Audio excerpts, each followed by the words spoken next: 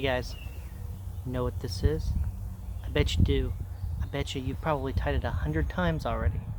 It's called the overhand knot, and we're going to learn how to tie it today. All right, here we go. We're going to get started with the overhand knot. Now, I know what a lot of you are thinking. Why didn't he just start with the overhand knot? Why did we learn the square knot first? This would have been probably the best first knot to do. And you know what? You're right. It would have been probably the best first knot to do. But I loved the square knot, and I thought it would be a cool thing to show you. So, let's start with our overhand knot. And I bet you guys already know how to do it. You'd be surprised. You may have also heard this called a pretzel knot. So, here we go. I've got my rope. Although, again, you can use string, you can use your shoelaces to tie this one. You can practice this anywhere. So, what we're going to do is we're going to take our rope and we're going to make a bite.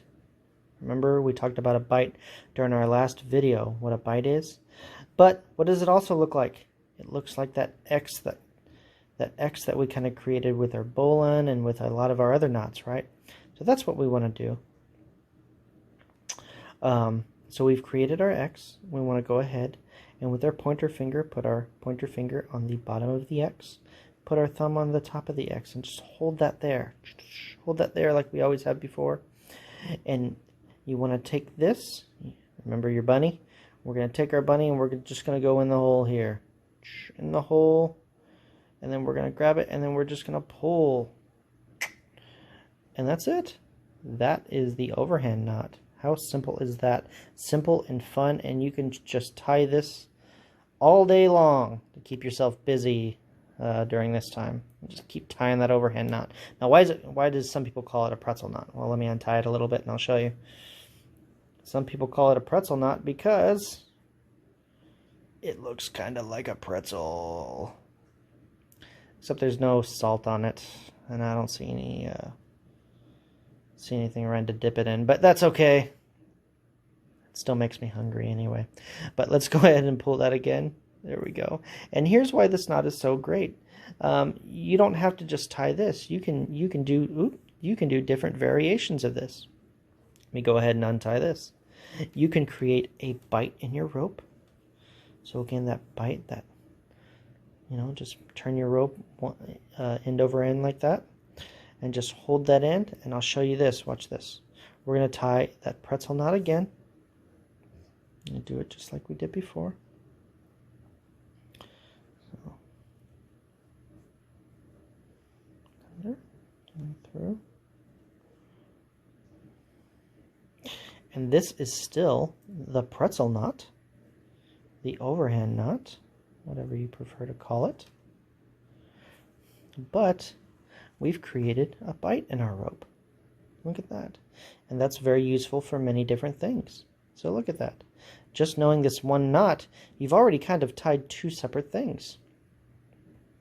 So that's why I like the overhand knot. This is a pretty simple, quick video.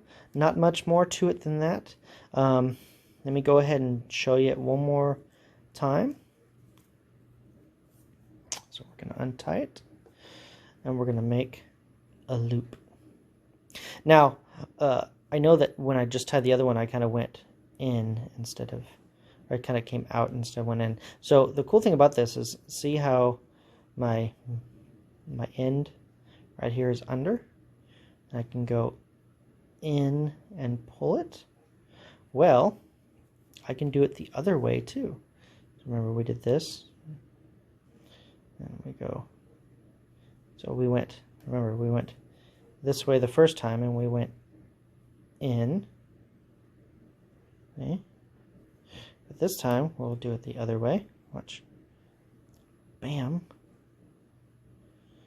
And we'll go out. And it's still the pretzel knot. Now what's the difference between the two? I'll show you. The difference is where this end is.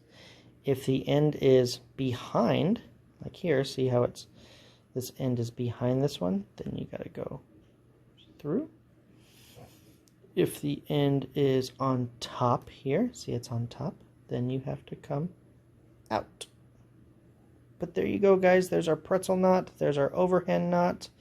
It's one of my favorite knots. I know they're all my favorite knots. I love knots.